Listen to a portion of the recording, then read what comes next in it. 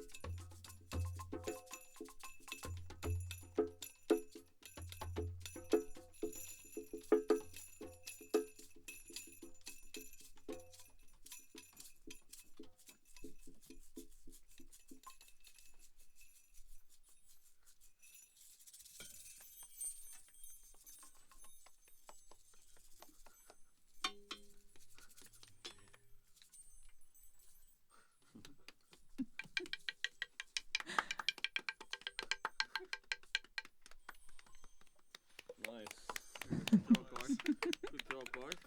We're our own crowd, playing to ourselves. That was absolutely beautiful. Kia ora koutou team. Thank you so much for being here with us today. For those listening, you're on Active Live here on radioactive.fm, and we are joined by the incredible crew from Noa Records. Thank you so much for being here today. Kia ora. Thank you. We got a lot of family in here. We've got the fams in the room too. It's beautiful. Can you introduce everyone for us there, Larsen? Of course. Me? Yeah. Go on. To my left, if you can imagine from the radio, is Nawa Tekela-Pule. Yeah. Yo. Behind me, my old friend, Eli Dobbyn. And just so you know, what we playing? Cowbell, Chimes. bunch of stuff. Yeah, a lot of people playing percussion around me. Yeah, we got Jamali Salamba on my right. Playing, what's this drum called, bro? Djembe. Yo. Yo. And then we got a local legend, I guess you could say. Nah, he's just the bro. Benny Salvador, yo. I think we can call him a local legend. I reckon. Hey, it's so lovely to have you all here today. Thank you so much for joining us. I can imagine it's been quite a hectic time getting down and getting everything together for your amazing two-part series, or two-part, do you call it a series, an event, a show? Yeah, just two curated shows Two for curated Pyramid Club. shows. It's going to be absolutely beautiful. Toe Relative is the name. Yeah. I'm very excited to chat a bit about it. But first, I'd love to introduce Noa Records to our audience. Now, I'm reluctant to define you as a record label because you're so much more than that. How do you define yourselves? I think this has come up a bit. I think it's like, kind of moving away from just that vessel of being a label, because I think, in terms of what we want to accomplish artistically, I think it's more than, just a place for music. So we're kind of exploring that, and I think a lot of that happens through conversation and things that you don't even hear or see artistically. I think, I think mainly it's kind of a art of like our relationships with one another, And then I guess in a way, like, this is kind of reflecting that in some way. We were just kind of drifting in and out through music, I guess, as a place that guides us together. That's beautiful, and I think the whole event, or the whole 2 days of events, I should say, is really a showcase of that spirit and that family connection that you show. It's really beautiful. I wanted, because I've seen the term creative whānau thrown around a bit for you all. Could you define what that means for you?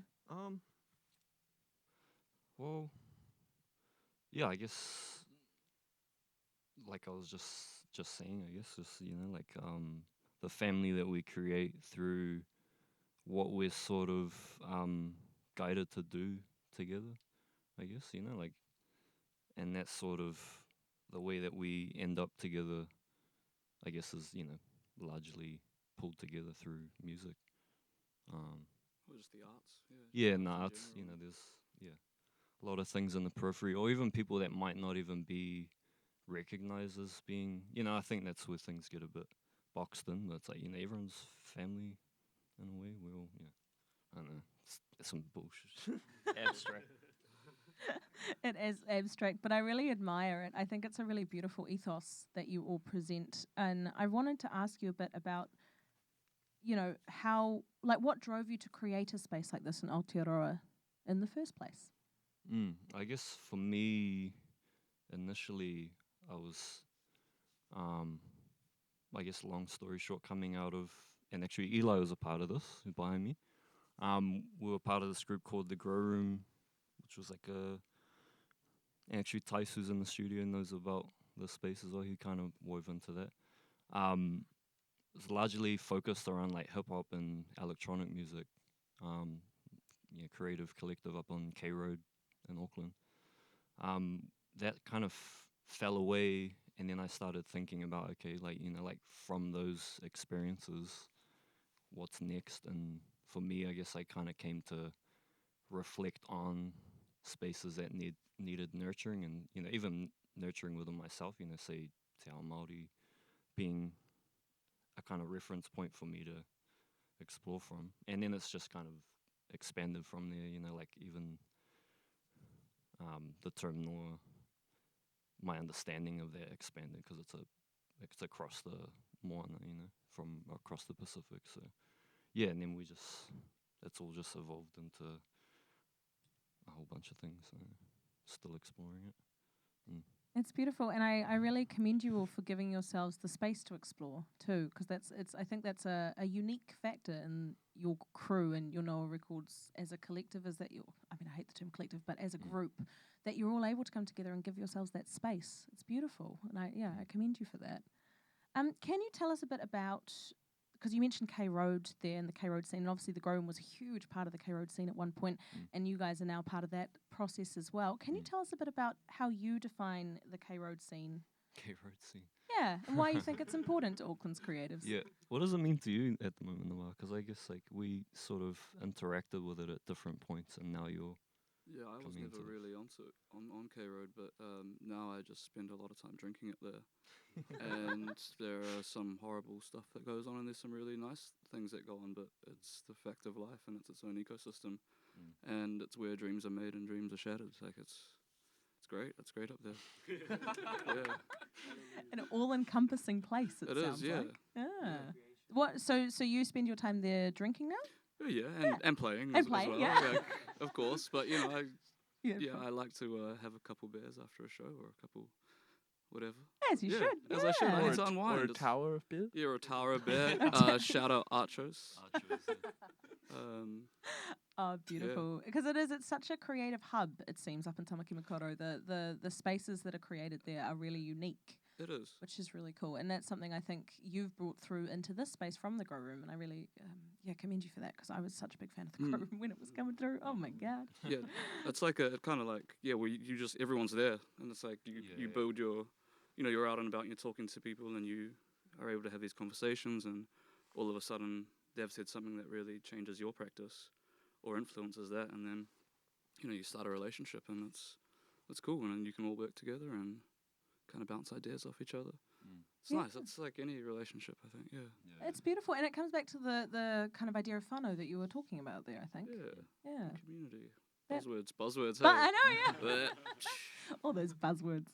Oh, that's very exciting. Now, changing tact slightly, I'd love to engage with you about the concept of improvisation, because I know that's something that you really you engage with in a large way. Why do you choose to engage with this performance medium? What about it speaks to you as a group?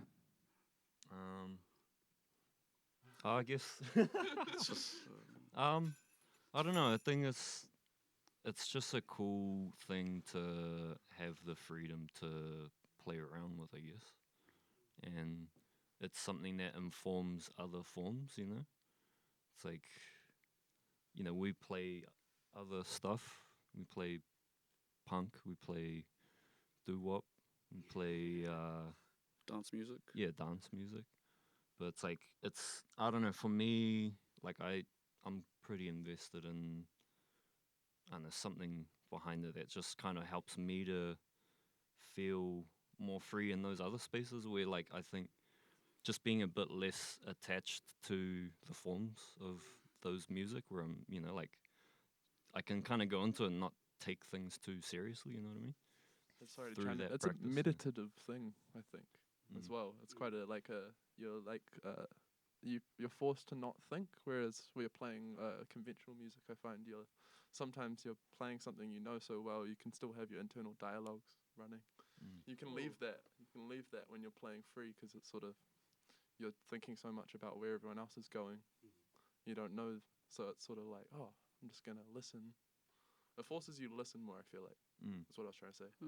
Yeah, rather than listen to what you're telling yourself inside about, oh, where's this going? It's kind of like, you know, you're kind of tuning into, there's no direct expectation about how things are going, but you're sort of, spontaneously finding that together. Yeah. That's beautiful, and meditative, I think, and really, again, I think there's a real this conversation is really showing how you practice what you preach with the concept of whānau. That idea of improvisation is very group driven. I'm avoiding the word collective. That is should awesome. avoid a lot of words. I think that's the cool thing about music as well. Is like, you know, it's another way of communicating that isn't, you know, doesn't have the same vibe as words does. You know, it's another way of talking to each other without speaking verbally. You know. It definitely is, and I think that's something, because you're a sort of a performance group, A boy band. A boy. There we go, straight up boy band. Let's call you that. So I really feel that performance connection. You know, hey, boy bands, they're all about performance, aren't they? No, yeah, that's the whole thing. It's like all performance, no substance. I don't know. Speaking of substance, though, your show tonight at Pyramid Club features some of Ponika's absolutely favourite musicians. You've got Benny, obviously, in the background there. Hey, Benny. Oh, yeah. One of our faves. Hello. But we also have people like Maratike, we've got Cave Circles, Borrowed Seas, some incredible people. How did you come to first get involved with these guys and the Pyramid Club crew in general? Yeah, I think it's just been a gradual. Yeah, when did we meet, Benny? I think maybe a few years ago. yeah, 4 years ago? 2019, maybe late or early. Yeah. Yeah. Just before around. things I popped think. off. Yeah, I think I was coming up to K Road a lot. What were you And doing up there? Well, I was doing gigs, and And drinking. and then I don't know. I feel like we just met, and I don't know, I just immediately clicked with the way that they thought about things, I think, as a whole. And it was also just, I don't know, I just was looking at them, I was like, wow, y'all are such amazing. And I think I was also just buzzing out because you would see them play, and they're all switching instruments. You know, they'll play a gig, and then they'll, oh yeah, I'm gonna play bass now. I'm gonna play drums now. I was just like, oh, this is so cool. And I don't know, yeah, I think I just met them, and then I think Ricky was sort of a big factor in Larsen and stuff coming down, Cave Circles. Yeah, and then he's quite a good mentorship for both me and Larsen in a lot of ways. He's sure. He's our matua, komatua, like He seems to be the komatua to a lot of people in the Poneke scene, and or just in the Aotearoa music scene. Like, he's just amazing. That man, honestly. He's very generous with his insights and encouragement. I think that's like a big thing with him. He's very encouraging. Yeah.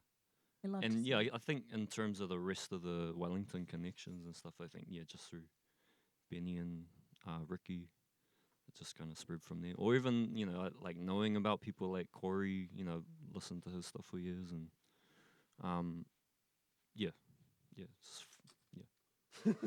Classic Aotearoa connections, eh? Oh, that is awesome. And hey, so thank you so much for joining us. First off, this is the last question for the day because I really want to hear you improvise some more. But I really want to know what you hope the audience takes away from this weekend's events.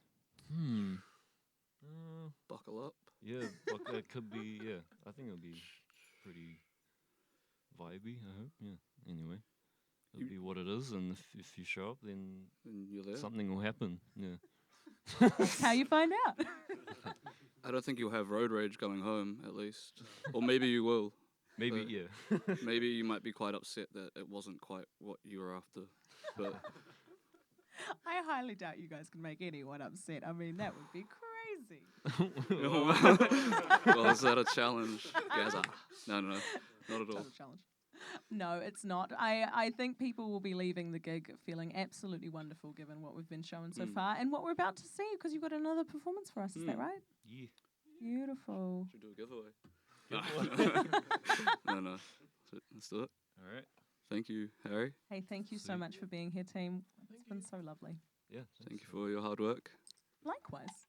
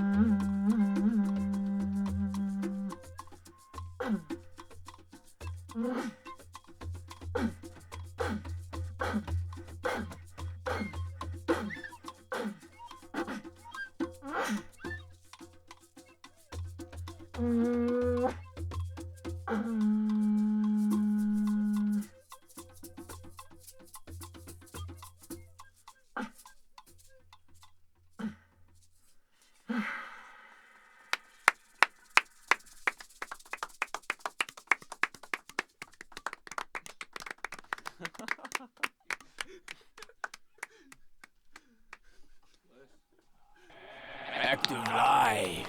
Friday, 3:30. Every week a new band. In studio. Brought to you by NZ On Air.